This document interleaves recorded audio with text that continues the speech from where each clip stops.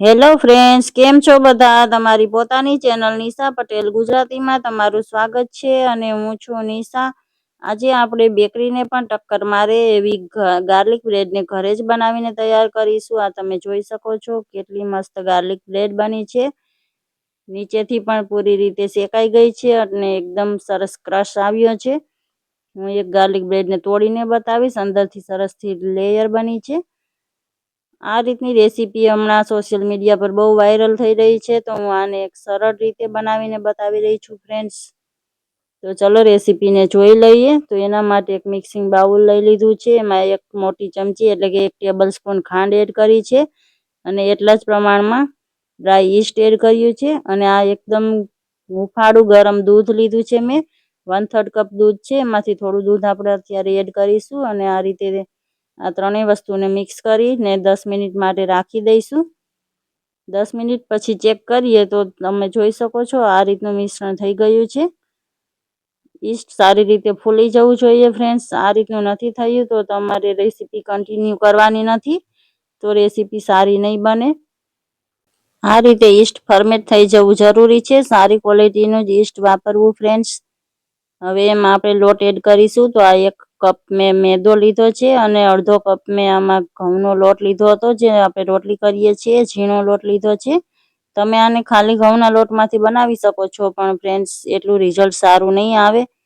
તમે આ રીતે અડધો મેદો અને અડધો લોટ તમે લઈ શકો છો.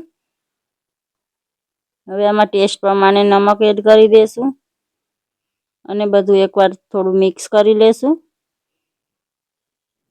હવે ગાર્લિક બ્રેડ સારી મોઇસ્ટ બને એના માટે આમાં આપણે તેલ એડ કરીશું. તો 1 ટેબલ સ્પૂન મેં ઓલિવ ઓઇલ એડ કર્યું છે. ગાર્લિક બ્રેડ અને પીઝા જેવી આ રીતની ઇટાલિયન ડિશિસમાં ઓલિવ ઓઇલનો યુઝ થાય છે ફ્રેન્ડ્સ. એ ન હોય તો તમે ઘરમાં જે તેલ વાપરતા હોય એ લઈ શકો છો, અથવા બટર પણ એડ કરી શકો છો તેલની જગ્યાએ. હવે આપણે આને હાથેથી લોટ બાંધી લેશું. તો થોડું થોડું જરૂર પ્રમાણે દૂધ એડ કરતા જઈશું અને લોટ બાંધીને તૈયાર કરી લેશું. તો આ રીતે લોટ બાંધી લીધો છે મેં. ન વધારે પોચો ન વધારે કઠણ એવો લોટ આપણે બાંધવાનો છે. એને હવે ઢાંકીને 2 કલાક માટે આપણે ફર્મેટ થવા માટે રાખી દેવાનો છે. ગરમીની સિઝનમાં જલ્દીથી લોટ થઈ જાય છે તૈયાર. શિયાળો હોય તો તમારે 1 કલાક વધારે રાખવો પડશે. હવે ગાર્લિક બ્રેડ બનાવીએ છીએ. તો આ ગાર્લિક લીધું છે મેં, લસણની કળીને આ રીતે ફોલીને મેં આ રીતે વાટી લીધી છે દરદરી. તમે એને ચાકુથી નાના નાના ટુકડા પણ કરી શકો છો, અથવા તમે ચોપરમાં પણ ક્રશ કરી શકો છો. તો હવે આ તડકા પેન લીધું છે મેં ગેસ પર અને એમાં આપણે બટર એડ કરીશું. તો આ 100 ગ્રામનું જ બટર આવે છે. એમાંથી મેં 30 ગ્રામ જેટલું બટર લીધું છે અત્યારે. લો ફ્લેમ પર આપણે રાખીશું ગેસની ફ્લેમને ફ્રેન્ડ્સ. અને હવે જે આપણે ગાર્લિક તૈયાર કર્યું હતું એ આપણે આની અંદર એડ કરી દેવાનું છે. લસણની કાચી ફ્લેવર ખતમ થઈ જાય ત્યાં સુધી આપણે એને કૂક કરવાનું છે ફ્રેન્ડ્સ. તો લો ફ્લેમ પર આપણે એને મિક્સ કરતા જઈશું અને પકાવી લેશું. વધારે આપણે એનો કલર ચેન્જ નથી કરવાનો. લસણ બળી જાય ત્યાં સુધી આપણે એને કૂક નથી કરવાનું. તો આ રીતનું થઈ ગયું છે, તમે જોઈ શકો છો. હવે ગેસની ફ્લેમને બંધ કરી દીધી છે. તો આપણું ગાર્લિક બટર બનીને તૈયાર છે. એકદમ ફ્રેશ ગાર્લિકમાંથી બહુ જ મસ્ત સ્મેલ આવે છે ફ્રેન્ડ્સ.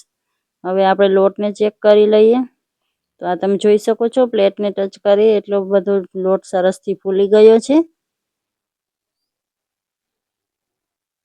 તો હવે આપણે ગાર્લિક બ્રેડ બનાવીશું. તો હું એને આ કિચન સ્લેબ પર જ ફેલાવીશ ફ્રેન્ડ્સ. તમે એને કોઈ પણ ચોપિંગ બોર્ડ કે પાટલા પણ લઈ શકો છો. તો આ રીતે સ્લેબને સાફ કરીને મેં તેલથી ગ્રીસ કરી લીધો છે. એમાં આ રીતે પૂરો લોટ આપણે એકવારમાં જ લઈ લેશું.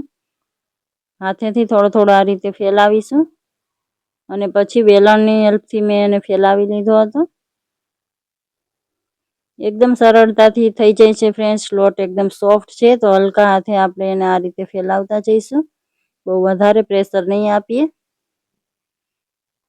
તો હવે આપણે જે ગાર્લિક બ્રેડ તૈયાર કર્યું, બટર તૈયાર કર્યું હતું, એને આપણે આ રીતે ફેલાવી દઈશું. ફ્રેન્ડ્સ, તમે મારી ચેનલને સબસ્ક્રાઈબ ન કરી હોય તો પ્લીઝ ચેનલને સબસ્ક્રાઈબ જરૂરથી કરી દો અને બેલ આઇકનને પ્રેસ કરી દો, જેથી મારી નવી વિડીયોની નોટિફિકેશન તમને મળતી રહે. હવે આ પ્રોસેસ ચીઝ લીધું છે મેં, અને આ રીતે ગ્રેટરથી આપણે ગ્રેટ કરીને લઈ લેશું. 3 ક્યુબ મેં એડ કરી હતી ફ્રેન્ડ્સ. તમે તમારી ચોઈસ પ્રમાણે વધારે ઓછું ચીઝ લઈ શકો છો. આમાં મોઝરેલા ચીઝ પણ તમે લઈ શકો છો, અડધું પ્રોસેસ ચીઝ અને અડધું મોઝરેલા, એ રીતે પણ લઈ શકો છો. મેં અહીંયા આ ક્યુબ વાળું ચીઝ આવે છે એ લીધું હતું. ઉપરથી પીઝા સિઝનિંગ અને ચીલી ફ્લેક્સ એડ કર્યા હતા. હવે મેં આ રીતે કટ લગાવી દીધા હતા. આ રીતે એકદમ સરળતાથી બની જાય છે ફ્રેન્ડ્સ ગાર્લિક બ્રેડ. હવે આ રોલને આપણે આ રીતે ઉઠાવતા જઈશું. એકવારમાં તમે આ રીતે મોટો રોલ પણ વાળી શકો છો ફ્રેન્ડ્સ. મેં આને વચ્ચેથી કટ કરી દીધો હતો. આ રીતે બનાવી છે મેં. અહીંથી આપણે બીજી બ્રેડ બનાવી લેશું. તો આ તમે જોઈ શકો છો, આ રીતનો રોલ થઈ જાય. ઉપરથી હલકા હાથે આપણે પ્રેસ કરી દેશું. આ રીતે બન જેવો આપણે શેપ આપી દેવાનો છે. તો સેમ આ પ્રોસેસથી આપણે બધી બ્રેડને તૈયાર કરી લેશું.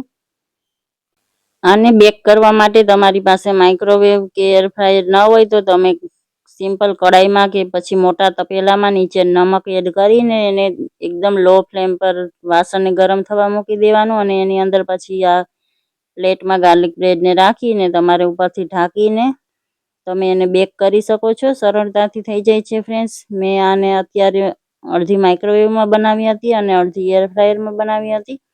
ઉપરથી પણ આ રીતે ગાર્લિક બટર એડ કરી દેશું. તો આ તમે જોઈ શકો છો, આ બ્રેડને મેં એર ફ્રાયરમાં બનાવી છે ફ્રેન્ડ્સ. એર ફ્રાયરમાં 160 ડિગ્રી પર મેં 10 મિનિટ માટે બેક કરી હતી, અને માઇક્રોવેવમાં 170 ડિગ્રી પર મેં એમાં 18 થી 20 મિનિટ માટે બેક કરી હતી ફ્રેન્ડ્સ. તો આપણી આ ગાર્લિક બ્રેડ બનીને તૈયાર છે. ફ્રેન્ડ્સ, તમને મારી આ રેસીપી કેવી લાગી? સારી લાગી છે તો લાઈક કરી દો. તમારા ફેમિલી અને ફ્રેન્ડ્સ સાથે શેર જરૂરથી કરજો. Thank you for watching.